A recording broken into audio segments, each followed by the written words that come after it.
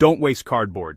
Turn it into organic compost in 60 days. Most gardeners are throwing away one of the most powerful soil-building materials they have access to, cardboard. And the mistake isn't just wasting it, it's thinking it has no real value beyond, mulch or worm bedding. That misunderstanding is why so many gardens stay dependent on fertilizers while their soil structure slowly degrades season after season. What actually happens when cardboard is ignored is simple but serious. Soil becomes compacted, organic matter cycles slow down, moisture retention drops, and plant roots struggle to expand. You end up feeding plants more and more, but getting weaker returns because the soil system itself is not improving. Now, before we get into the method, there's one small habit that makes this entire process more effective in real gardens. Managing organic waste properly is what keeps your compost system stable and usable, instead of turning into a mess. I use the OXO Good Grips Easy Clean Compost Bin for this exact reason. It keeps kitchen scraps controlled, reduces odor issues, and helps maintain a steady flow of quality organic inputs that actually support composting systems like this. I'll leave the exact one I use in the description if you want to check it out. Small systems like this quietly decide whether your soil improves or just stays the same. Now let's talk about why cardboard is actually one of the most underrated composting materials in gardening. Alright, let's take a closer look at the material itself. Cardboard, it's more than just packaging. It's actually made from wood pulp, which means it's basically compressed plant material. Now the key thing to remember here is that not all cardboard is created equal. Some have inks or coatings that honestly you want to avoid in your garden. But plain brown corrugated cardboard, that's what we're after. It's loaded with carbon, and when used properly it can really do wonders for your soil. The mistake most people make with cardboard. Most gardeners either throw cardboard away or use it incorrectly as a thick barrier that never breaks down. That's the problem. When cardboard is layered too thickly without moisture, nitrogen balance, or microbial activity, it becomes a dry, inactive sheet that blocks air and slows soil life instead of feeding it. But when used correctly, cardboard becomes a high-carbon foundation that feeds fungal networks, improves soil structure, and accelerates compost formation in a way most people don't expect. This isn't theory. I've used this in raised beds, backyard plots, and even container systems where soil needed rebuilding from scratch.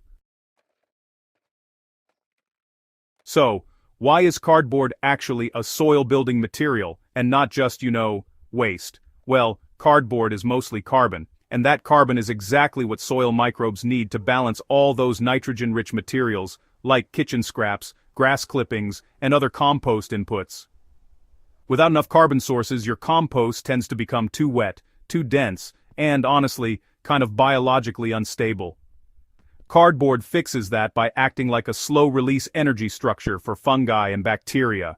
As it breaks down, it creates air pockets, improves drainage, and basically feeds the microbial ecosystem that, in the end, drives soil fertility. And here's where most people really underestimate it. It doesn't just decompose. It actually transforms soil structure as it decomposes. Now, let's talk about the 60-day method. This is a simple but effective way to turn cardboard into usable compost in about 2 months. The trick isn't just to bury it and hope for the best. It's about layering it properly with the right balance of moisture and nitrogen-rich materials so that decomposition stays active from start to finish. Here's how the 60-day breakdown method actually works. The key to turning cardboard into usable compost in around 60 days is not just burying it, it's layering it correctly with moisture and nitrogen sources so decomposition stays active. You'll want to start by breaking down your cardboard into manageable sheets, not shredded dust, and definitely not giant slabs, just medium pieces that allow airflow while still covering the soil evenly. Place it directly on the soil or inside your compost system, and make sure it's fully dampened. Dry cardboard is, well, dead cardboard. Moisture activates microbial colonization immediately. Then, layer it with nitrogen-rich material like kitchen scraps, grass clippings, or, partially decomposed compost. A rough balance that works in real systems is about 2 parts carbon, like cardboard, to 1 part nitrogen material. Over time, microbial activity breaks the cardboard down from both sides, soil microbes below and compost microbes above. That's where the transformation really happens. Why timing and moisture control decide everything. If cardboard dries out, decomposition slows dramatically. If it's too wet, it becomes anaerobic and starts producing unpleasant compounds that slow soil life. What you want is consistent dampness, like a wrung-out sponge. In my experience, lightly watering the layers every few days in dry conditions keeps microbial activity stable enough to hit that 60-day breakdown window in most climates. Over the course of a couple of months, you'll notice the cardboard gradually disappearing, replaced by rich, dark soil teeming with life. The transformation isn't just about breaking down waste, it's about creating a foundation for healthier plants and a more vibrant garden ecosystem. Give it a try, and you'll be amazed at how much difference a few layers can make. This is also where small tools matter more than people think. Monitoring moisture in surrounding soil helps you avoid overwatering or drying out the system. That's where something like a soil moisture meter becomes useful in real-world application, especially in raised beds, where conditions shift quickly. What actually happens inside the soil during decomposition? As cardboard breaks down, fungal networks begin to colonize the fibers first. That's important because, fungi are what start restructuring soil at a deeper level. Bacteria then follow, breaking down softer compounds and releasing nutrients into the surrounding soil environment. Earthworms eventually move in once conditions stabilize, accelerating the entire process. What you're left with is not just compost, it's improved soil architecture, better aeration, better moisture retention, and stronger root penetration pathways. This is why cardboard composting often outperforms simple surface mulching when done correctly. Where most gardeners go wrong with this method, the biggest mistake is treating cardboard as a standalone solution. It is not. Cardboard is a structural carbon source, not a complete compost system. If you use it without balancing nitrogen inputs, microbial activity stalls.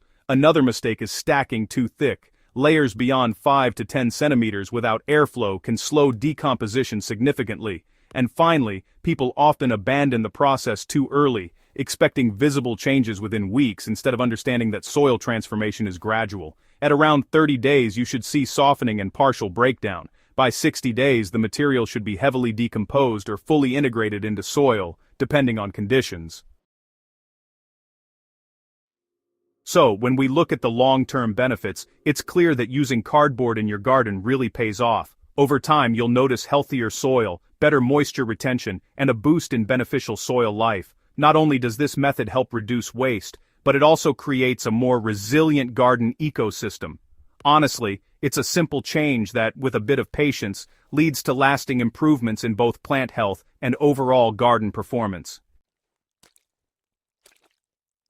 Now let's talk about how this actually changes real garden performance. Once cardboard is properly integrated into soil systems, several changes become obvious. Soil holds moisture longer without becoming waterlogged. Roots penetrate deeper without resistance, and nutrient cycling becomes more stable because microbial populations increase. In raised beds, I've seen compacted soil turn into workable, crumbly structure after a few cycles of this method. In container systems, it helps prevent soil from becoming hydrophobic or overly dense over time, and in backyard gardens it significantly reduces the need for frequent soil amendments. So, here's why this method quietly improves fertility over time. Cardboard doesn't just disappear, it actually becomes part of the soil matrix. As it slowly decomposes, it feeds fungi that, form these long-term nutrient exchange networks with plant roots. That means plants can access nutrients more efficiently, even with less external input. This is exactly why experienced growers use cardboard not as waste disposal, but as a soil engineering material. It's not just about composting alone, it's really about building soil function. There's a mistake that, honestly, can reverse all your progress. That's using glossy or heavily printed cardboard with chemical coatings. Not all cardboard is equal, after all. Some types break down slowly, or worse, introduce unwanted residues into your soil. Plain, untreated cardboard works best because it integrates cleanly into biological cycles. So, Always prioritize simple brown cardboard with minimal processing.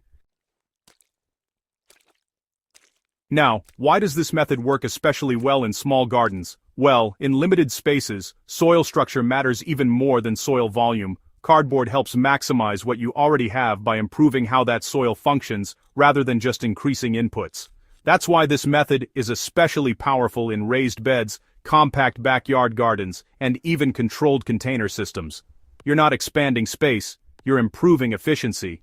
If you're getting value from this kind of practical, soil-building approach, go ahead and subscribe, because this channel focuses on real systems like this, not theory, not trends, but methods that actually improve garden performance. So, here's the final takeaway. Cardboard is not waste. It's a carbon framework that, when used correctly, becomes one of the simplest soil regeneration tools available. In about 60 days, it can shift from packaging material to living soil structure support. And once you understand that, you stop seeing waste and start seeing inputs everywhere. If this helped you rethink how you use cardboard in your garden, share it with someone who's still throwing it away. Because once you understand soil biology and decomposition cycles, gardening stops being about adding more and starts being about using what you already have more intelligently.